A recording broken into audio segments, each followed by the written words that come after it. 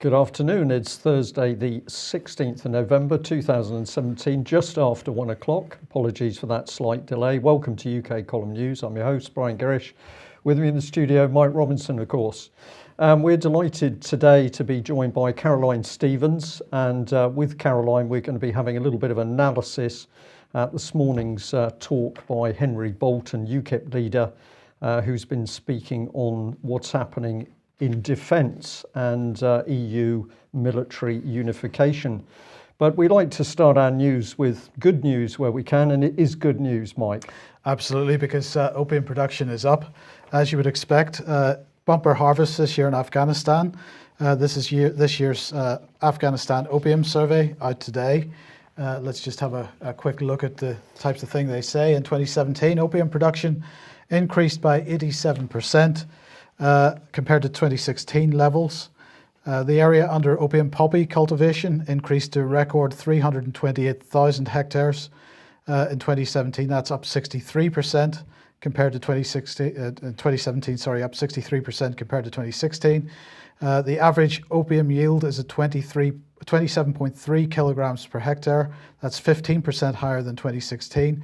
But one thing that they did, which wasn't such good news, Brian, they eradicated 750 hectares of poppies. That compares to, that's up 111% from 2016. So that's not so good news. But nonetheless, 750 hectares of poppy eradication in a total production of 328,000 hectares. That has got to be considered a success for the opium trade globally. Absolutely, Mike. And just for any newcomers to UK Column that don't appreciate the very dry humour around this very dark subject, what we are showing, of course, is that since the West has got back and active in a military sense in Afghanistan, far from declining, the opium production has increased dramatically. Well, that's absolutely right, Brian. As we can see here, NATO even adding more troops to Afghanistan, 3,000 additional troops. This was reported earlier in the month, I think on the 7th of November. So more NATO troops going to Afghanistan. We've got to remember that in 2001, as we can see from this graph from the United Nations, from a previous UN World Drugs Report, that in the year that the Taliban was in charge in Afghanistan, they had almost completely eradicated opium production, but the West went back into Afghanistan, and ever since then, yields have just increased. Hectares under cultivation have increased. It's been a massive success for the West. Since we are a mouthpiece for the Russians, let's have a look and see what the Russians said. Brian, Maria Zakharova, Foreign Ministry spokesperson speaking today, said Afghanistan's drug trafficking industry is a threat to international security and stability, and that, she says, is according to the UN Security Council. In March this year, Lavrov had made the point that during their operation in Afghanistan, the terrorist threat has not been rooted out, while the drug threat has increased many times over. Of course, we've got to remember John P. Walters, who was the Director of US Office for Drug Control Policy. In a memo, he said that Britain opened the door to narco traffickers in Afghanistan, particularly Helmand province, and now it's impossible to tell the difference between the traffickers and the insurgents. Absolutely at the doorstep of this country. And a local Afghani MP, if you remember a few years ago, told an Iranian news agency that foreign forces deployed in Afghanistan are involved in the production and trafficking of opium in Afghanistan. She said, as long as foreign forces are present in Afghanistan, the cultivation, production and trafficking of drugs will continue in this country. And she made the point and reaffirmed the point that Helmand province, which of course was always traditionally under the control of the British since 2001, has been transformed into a profitable centre for foreign states to earn an expense fund for their deployment in the country. Well, I think it goes a bit beyond that, because this is what is keeping the international banking system afloat at the moment. It's remarkable, Mike, isn't it? And the other thing, of course, we can see with this is that the policy extends across political parties. So it hasn't made any difference whether it was Tony Blair and Labour in power or David Cameron and Conservatives, the same policy goes on. We've got the war and the deaths overseas. Poppy crops, you would have thought we would have been controlling very tightly if that production was for pharmaceutical use. Well, of course it's not. So we've created the violence, we've destroyed the countries, and we've made sure that the opium production is up for those profits. What we're witnessing is the international cartel, which is a mixture of the banks and politics. Absolutely, and this point about the pharmaceutical use of opiates is very important, because while we're seeing epidemic levels of opium misuse, heroin misuse in the United States and increasingly in the United Kingdom as well, British farmers are having to grow opium, or at least they're finding a market to grow opium in British fields in order to supply the National Health Service with opiates for medical use. So if there's any demonstration needed that the British government is complicit in this whole arrangement, I think that describes it very well. We have a responsibility, bearing in mind the intervention that we made in Afghanistan to try to sort that country out, but instead we're turning it into an opium factory for ourselves. Opium factory, but more good news, people trafficking. Well, absolutely, because of course the drugs trafficking has a certain business model. We throw a little bit of money at trying to eradicate 326,000 hectares of production, 700 hectares of eradication. But of course, people trafficking is the same type of business model, isn't it? And we throw a little bit of money at solving certain problems, certain aspects of the people trafficking business. But overall, the business continues to be a multi-billion-pound industry. But in the meantime, the people that are suffering at the poor end of that business actually get treated pretty badly by the British state. This is Detention Action. They've produced a new report which says that trafficked people are being put into detention once they're discovered in this country. They're being treated like normal illegal immigrants and being processed in the same way, with no particular consideration for the fact that they were trafficked and had been experiencing or had been placed in a form of modern slavery in the meantime. And then once they're in detention, they say they're being treated, as I say, by as irregular migrants to be removed, and they find it difficult to access support for victims of modern slavery. They say that the Home Office is the main body responsible for referring people in detention to the National Referral Mechanism, the government system for protecting victims of trafficking. This creates a conflict of interest with the Home Office's role in detaining and removing undocumented migrants. In practice, it appears that the Home Office is failing to identify and properly refer all victims of trafficking in detention. Now, of course, if your business model is to bring people into the country, Brian, and have them operating in some form of slavery, and then those people are picked up through a police operation or whatever, it would be a useful thing to make sure that you've got those people in detention, can send them back to somewhere where they can go through the cycle once again and end up back in the slavery mechanism once again. It's vicious stuff, Mike. And of course, if people think that this is just happening with people overseas, let's have a look at what's happening in UK. And we are very much going to stay on the case of this lady, Melanie Shaw, a survivor of abuse in the Nottingham care home Beechwood. This lady put in prison by Theresa May as Home Secretary, and she has endured horrific conditions in a series of prisons. We've shown this before, but Melanie has until recently been in HMP Eastwood Park.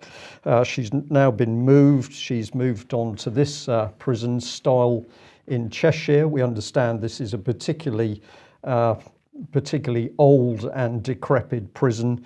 And the correspondence we're having from Melanie at the moment is that she is having an awful time in this prison.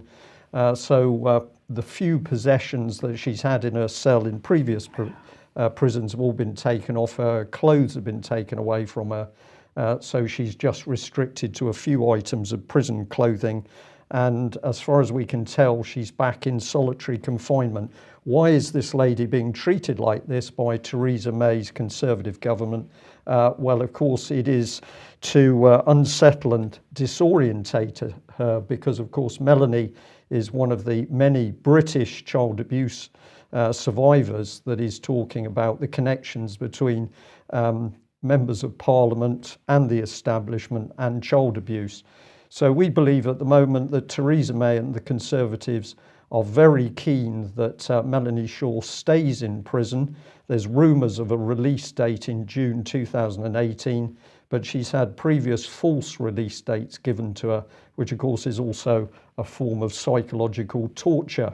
So whether it's drugs overseas or British or people trafficking, we can be pretty sure the British government is closely involved. And if anybody's got information about the abuse of children by members of Westminster or any other information relating to the abuse of Melanie Shaw, we'd be very grateful to hear. Well, let's move on to the subject of EU military unification, and we're going to say credit where it's due, because of course it has been UK column with the great assistance by David Ellis of Strategic Defence Initiatives in particular, but also Caroline Stevens, who's going to join us today. We have been able to report on what's really been happening with EU military unification, and a slide of the UK column website there we are encouraging people to visit the timeline and a great deal of information on the exposure of what was really happening. Now, having done that, we've got many other organisations starting to jump on the bandwagon. We've got the Campaign for an Independent Britain now waking up. We're going to say well done to them. A little bit of a shame it's taken so long.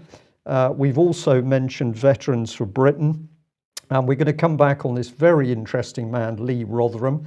He's a researcher, Tory party political candidate. He's very close to the Conservatives, but this man said quite rightly that a nation state that contracts out its defence has ceased to be. So Lee Rotherham from Veterans Today gave the chilling warning over what EU military unification really meant. But what we've said alongside that is that we've been very surprised indeed that none of the senior Tory grandees who are closely aligned to Veterans for Britain and Mr. Rotherham himself have actually spoken one word to alert the British public to what EU military unification really means. So on screen there are some of the people we are now fingerprinting, I think is probably the correct description. We've got Lord Lamont, we've got David Jones, John Redwood MP, John Hayes MP, Steve Baker MP, Jacob Rees-Mogg. He's been getting a lot of press recently, but he's totally silent on EU military unification. David Davis in the power seat of Brexit, supposedly, he's not talking about it, and neither is Theresa Villiers. So we wonder why these MPs would support Veterans for Britain when Veterans for Britain is putting out the warning nothing else is happening. But something has happened, and that is that UKIP has now finally woken up, and the new leader, Henry Bolton, has come to the fore. Just put this one on screen. This is a statement that Henry made a little while ago, but I think it was pretty telling. He said, "Working for the European Union at a reasonably senior level, I came to understand its internal workings very well and was not very comfortable with them at all. I think that's a little bit of an assumption that we're on our way out. We thought we were on our way out and we'd be fully out in March 2019, but we're clearly not going to be. The Prime Minister has made that quite clear that we are leaving," he's saying we're leaving the EU in name only. So that was a pretty crunchy statement. But today this gentleman has been speaking at the Institute of Directors in London. We're going to show you a little bit of what he had to say, but I'll just summarise a little bit here. He warns that our defence expenditure had dropped from 2.85% in 2000 down to 2.4% in 2016. So he talked about the massive cuts to the military, the massive downgrading, huge recruitment problems since Capita had taken over. He said something quite interesting, which I need to have a look at the statistics myself, but he says Britain now has fewer tanks than Switzerland. And something that was absolutely fascinating, Mike, he said that many people would not know that so incompetent was the MOD at the moment, Ministry of Defence. They'd been fined £31 million by the Treasury for failing to comply with Treasury rules. It's like a business running here, isn't it, rather than government. He said that amphibious warfare ships were going to be sold off. There was no doubt about that. He was talking about massive cuts to the Royal Marines, and he said all this is going on while there's a risk of major conflict. And he particularly used Ukraine as a very, very dangerous example. So let's have a look at what he had to say. This is part of the live broadcast. Now, let's be entirely clear. The EU's common security and defence plans are associated with eventual formation of a European federal state. And any involvement in the EU's permanent security cooperation by the UK would place the UK at a significant risk of compromising the integrity and capabilities of the British Armed Forces and of subordinating them to EU authority. In particular, the EU's ambitions are a threat to the UK's status as the only European member of the Five Eyes intelligence community. They pose a threat to NATO cohesion through creating duplication, dividing assets, and through political competition between the European Union and the alliance itself. They will interfere with the way that national armed forces are administered, and, for example, are likely to enforce the wider introduction of trade unions within armed forces. They will result in a significantly negative impact on the UK's defence industry and procurement. For example, in future tenders for major defence procurement that may be for national security interests we would want to be given at home will have to be tendered across the entire European Union. Our tanks and warships may be built in Poland of Chinese steel. Decisions affecting UK defence priorities will end up being made in the European Union, in Brussels. This all despite the fact that even technically we will have left the European Union. Now, I know that many of you will be saying, okay, but why is he going on about all this when the UK did not sign up to PESCO? When it could have done on Monday, but it didn't. Surely all this is academic. No, it is not. The risk of the government selling our armed forces down the river or risking our armed forces being deployed on EU political control, and of the EU having to apply more draconian EU Commission regulations on procurement are as real as they were before Monday.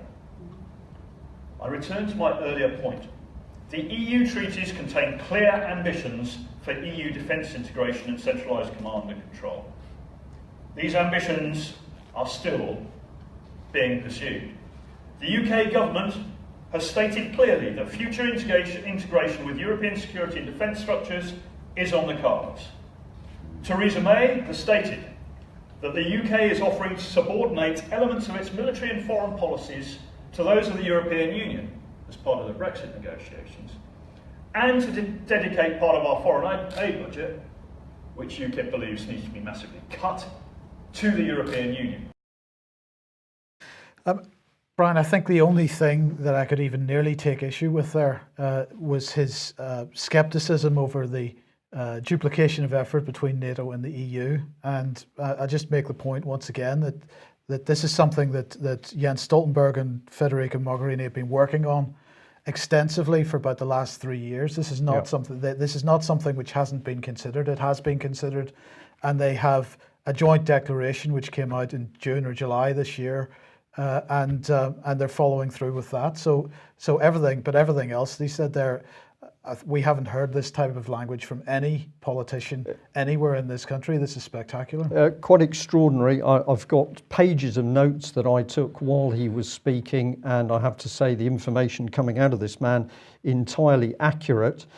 He was in the military himself. He talks about serving for 20 years in the army. He said, I was serving during the Cold War in Germany, but I was also involved in military areas afterwards. This was actually while he was working for the European Union. So this man's very interesting because he's talking the right language, but he's also been very closely involved with the EU machinery.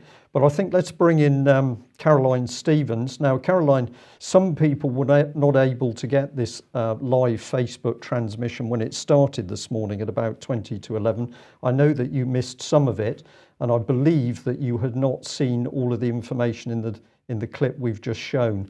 What is your take on this man and what he said? Thanks for having me back, Brian. That was actually the bit where my piece framed, so it was good to catch up on his talk about PESCO. Parts that I saw were him talking about the depletion of the armed services, the veterans not being looked after properly, jihadis being looked after, given houses, but veterans lying on the street, 7,000 of them apparently. It's good to hear him have the same take on as the campaign we've been running for the last 6 weeks, and there's no as you say, Mike, about the name. Caroline, I'm just going to interject slightly. You've got a little bit of breakup on your microphone. It might be the connection into your computer, or possibly if you're, that sounds a little bit better. Okay. So NATO, the thing is, we've been led to believe that the EU Defence Unit would be bad. But in actual fact, in the EU Observer on Monday, it said that this was good for Europe. NATO was actually saying it was good for Europe, and it was good for NATO to have this EU Defence Unit. So really, what's going on here? And also, in the EU Observer, it said British firms stand to lose defence contracts. So you can imagine now that a lot of defence firms, based on information, possibly erroneous information, will be thinking, right, we need to lobby the government to see if we can sign up for PESCO, because it's not too late. We can sign up at any time. And of course, Boris said that we would support the cathedral. So what does he actually mean by support the cathedral? And countries is Ireland that didn't sign up on Monday, but they're having a debate in their parliament within the next 2 weeks. So if Ireland should vote to opt into PESCO, with Ireland, Southern Ireland having a border with us, how does that place? So there's lots of questions. And the fact is that Boris Johnson went to the meeting. What does it signify? Does it signify anything? Actually, Boris wasn't the only one at the meeting, because Earl Howe was at the meeting as well. He wasn't at the foreign ministers meeting itself, obviously, but he was in the background speaking to other people. So it wasn't just Boris at the European Council meeting on Monday. It is remarkable here. I'm just going to say that if we take it at face value, what Henry Bolton has said this morning, this is the hardest hitting language we've heard from any politician. The only other people who are using this sort of language now are some of the very senior retired military officers. So, for example, Admiral Zambellis, that was in the Defence Committee on Monday, so he's using the language, so are the senior officers from the Army and the RAF. But Henry Bolton is the only person who's come forward with such a clear statement.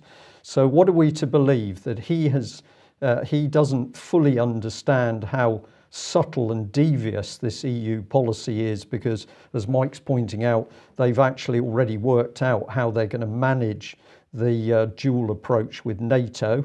So maybe Mr. Bolton doesn't understand this, maybe he's not being briefed properly, but he's given some really good warnings as to what's going to happen and the possibility that this could be brought in by the back door. So I'm going to give him credit for that.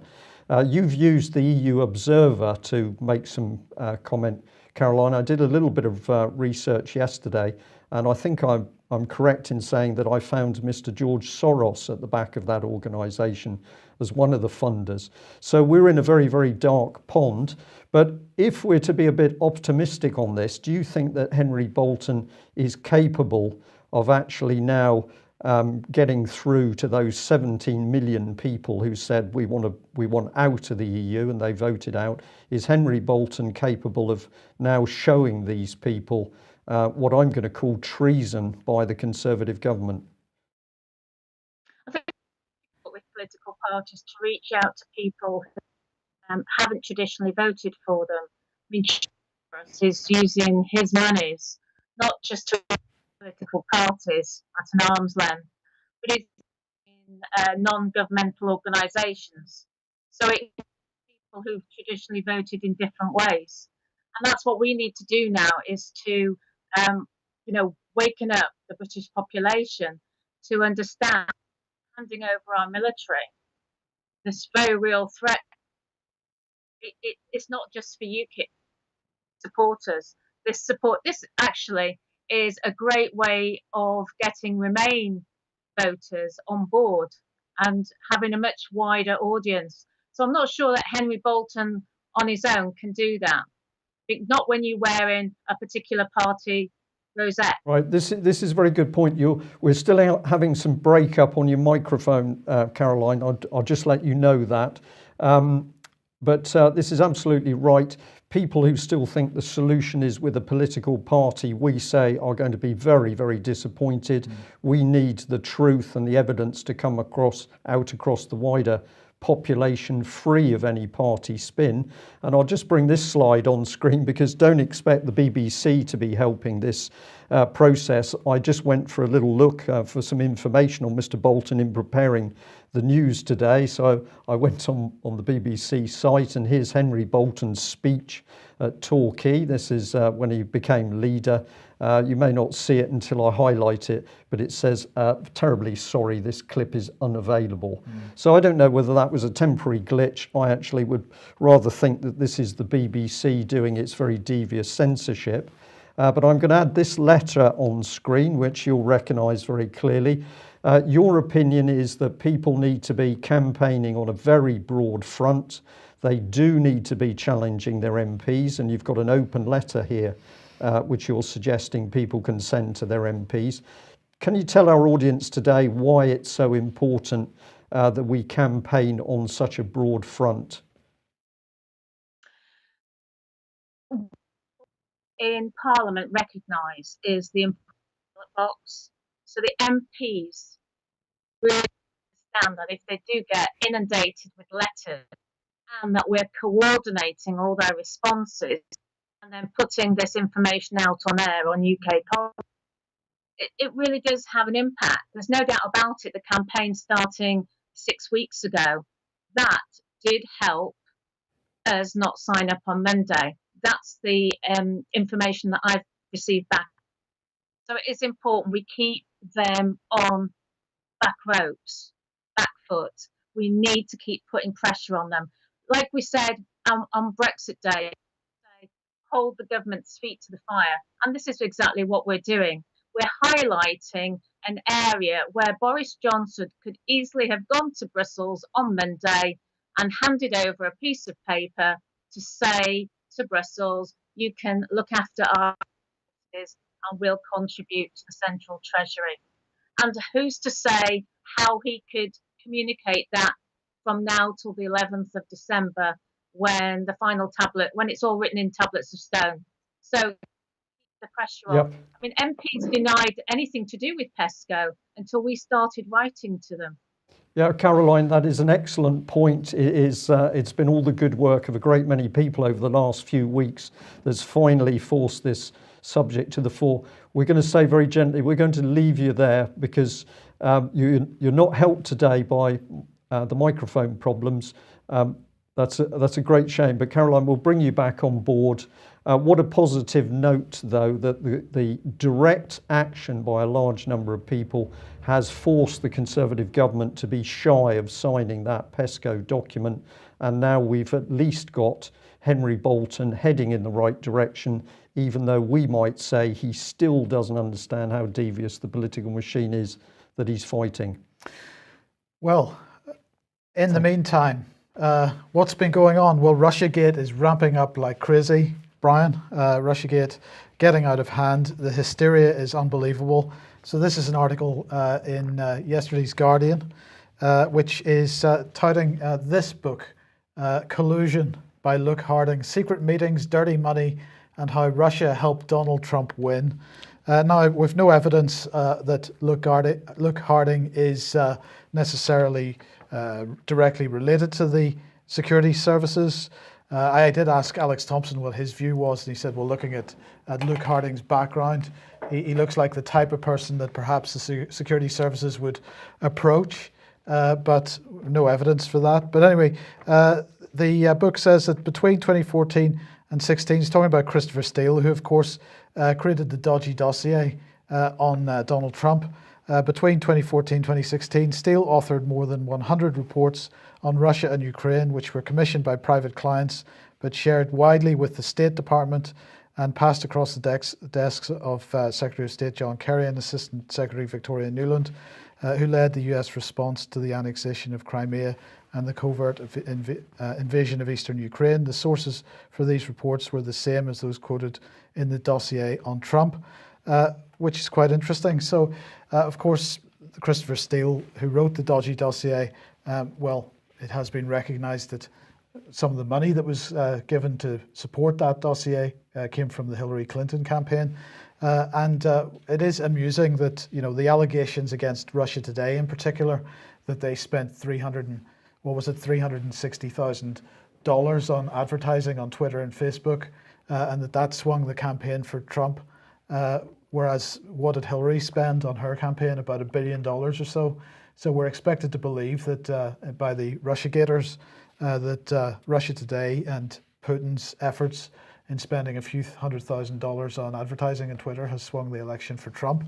And it gets better because the media show yesterday, Brian, I was listening to this in the car on the way home from the office, and well, the headline for the title for that was Russia and the Information Wars. And most of the program was focusing on Putin and the allegations that Putin has directly interfered not only with Trump's election but also Brexit.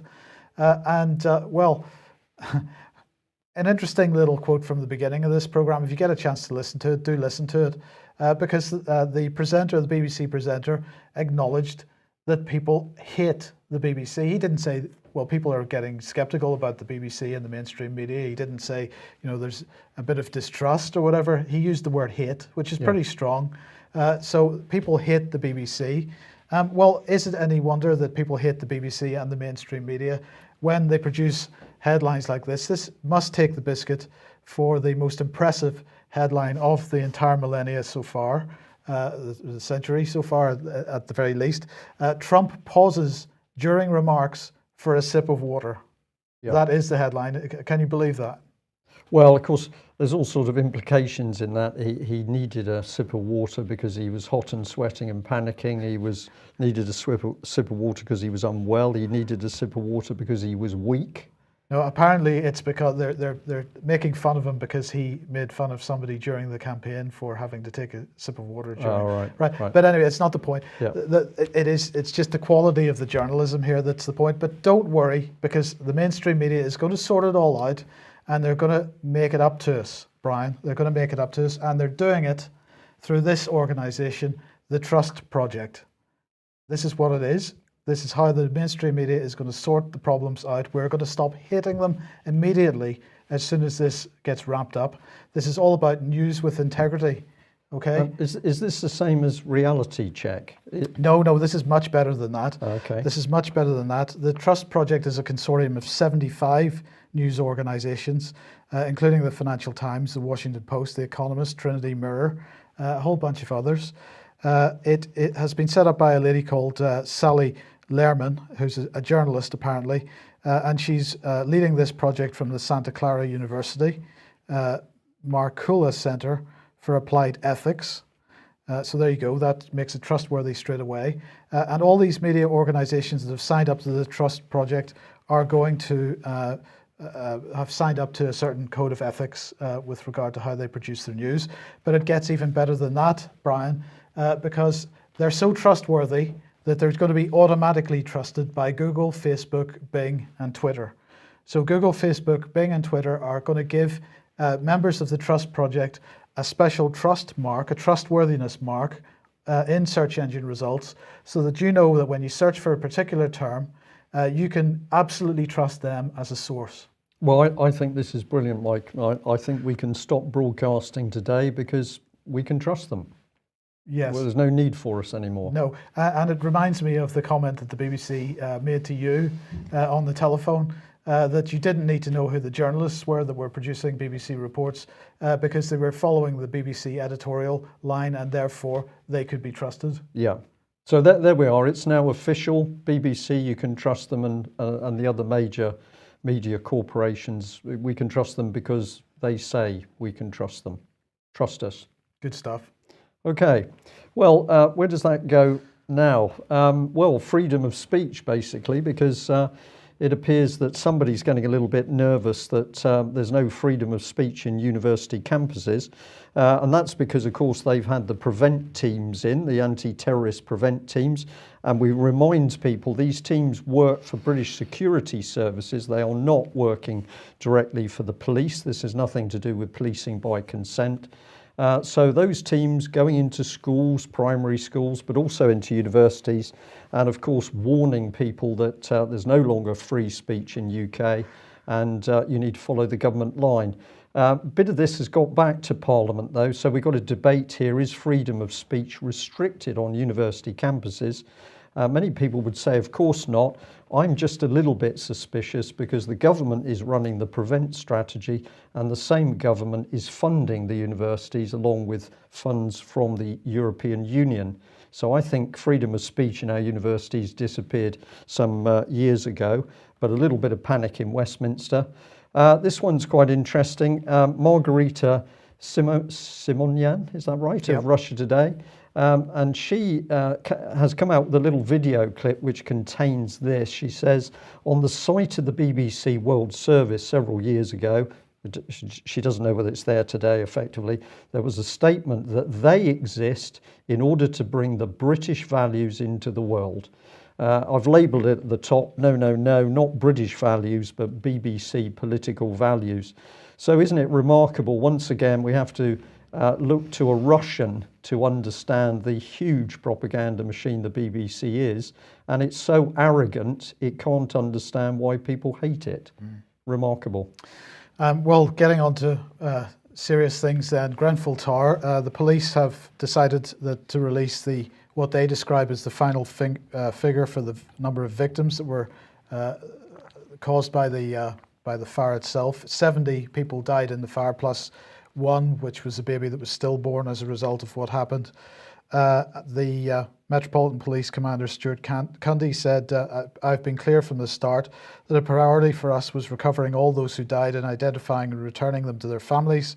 Specialist teams working inside Grenfell Tower and the mortuary have pushed the boundaries of what is scientifically possible to identify people.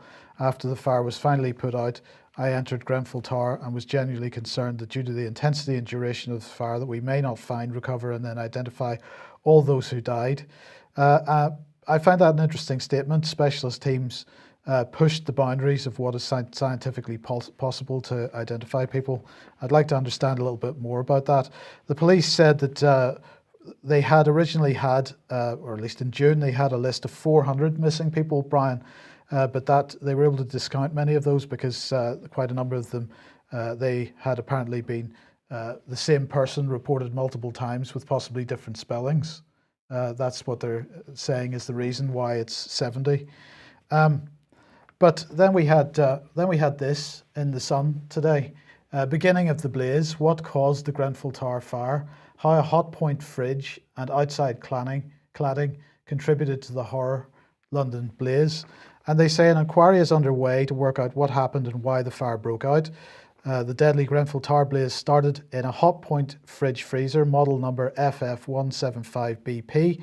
It is suspected that a fault caused the appliance to catch alight in a fourth floor flat. Now, it is true that many house fires are caused by fridges, this is absolutely the case. They go on to say that Hotpoint said it would work with police to assist with their ongoing investigation, adding that a full examination of the fridge and scene by the company had not yet been able to take place. Firefighters did put out the appliance blaze in the flat after the owner raised the alarm, but flames still spread up the 24-storey building on June the 14th, fire sources told the BBC. Witnesses said flames spread up the exterior cladding of the building, sparking an urgent review of tower block safety. And Brian, the thing that concerns me most about this, in all the reporting of the number of victims, the reporting of how the fire got started, is that nobody is asking any questions about this. They're simply publishing information and leaving it at that. And in this respect, this reminds me very much of the type of reporting of 9/11. Now, I'm not suggesting that Grenfell Tower and 9/11 are related in any way. I'm talking about the reporting and no questions. For example, the obvious question on this Sun article is, how did the fire get from inside to the cladding outside? How did it get through the wall? That question has not been answered. Maybe this is something that the inquiry is going to look at. But the point is that the newspapers aren't asking the question. And if the newspapers aren't asking the question, then it's not in the public minds unless the public have been looking at this in detail. And so is it a question which is going to arrive at the inquiry? I don't know. Well, somebody in our chat room has posted conclusions before the inquiry, how very Soviet, and I take the point here, and also highly suspicious. Everybody said that tower block was full of people, and it was also admitted that there were a lot of illegal immigrants in that building, and they're not going to have their names and addresses on hand, and yet suddenly the deaths are down to 70 plus 1. So for me, there's something extraordinary about this incident. And of course, the papers are not reporting that there were proposals to demolish this building. Outline plans have been put forward with the Borough Council some time ago. How very convenient. None of this is mentioned. It smells, I think, is the best thing we can say, Mike. Absolutely. Right, well, we'll end on this with a couple more articles to end on, but we'll end fairly shortly. We've got this in Parliament now, a Lord's a debate on human rights and care of our older people. Now, UK column is getting a lot of information in about the lack of care for elderly people. We know there are many good nursing and residential homes doing a good job, but we're having horrific stories of treatment of elderly people. And what is particularly sinister, elderly people dying and their property being taken by local authorities. This is an increasing story. But on the right here, I've put some comment. Let's remember that we've got proposals for separate A&Es, accident emergency centres for elderly people. You're old, you go through the door. Do you ever come out, Mike? Maybe not. That's pretty disturbing. You will not see a doctor in person within 2 years. This is coming through very strongly now. And I've also said there that the NHS England is spending huge sums on ultra-fast broadband, and they're targeting every GP surgery. So money we would expect for the care of people is going for broadband. Why? Because they're going to replace personal contact with doctors with Skype and other systems. Your medical records are going to be chipped, and of course they're going to require us to wear the chip. And elderly people, it's been stated, are the problem. And I'll just add this one in. Conveniently, we've got a massive programme for the rollout of broadband to rural communities in Scotland. And I think this is all related, Mike. Yeah, absolutely. And we will end with this one then. Sorry, Brian, yeah, no problem. Penny Mordaunt, we talked about this yesterday. She wrote an article in the Telegraph about how she believes in British aid and UK aid, how she's really impressed by it. She wants us all to trust in how the money's being spent. So I thought I would ask her a question, because a few months ago I put in a Freedom of Information request. I'm still following up on this, asking for the quarterly statements, the quarterly financial reports that the White Helmets send to the Foreign Office. They do send these. The Foreign Office acknowledged that they received them.